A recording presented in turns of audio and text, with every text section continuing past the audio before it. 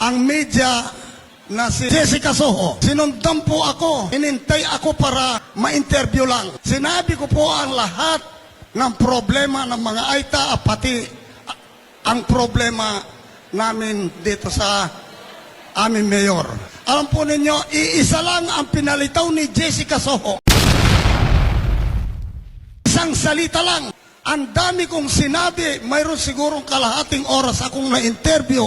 Pero noong ipalabas po niya ang salita ko, iisa lang pong salita pagkatapos kinatna. Mga bias pong reporter yan. Yan po ang mga bias na reporter. Kaya sinasabi ko po, gusto ko pag narinig ko po itong rallying ito, talagang para po akong nabunutan ng tinik aking sarili. Kasi pwede ko na pong sabihin ang nasa loob-looban ko.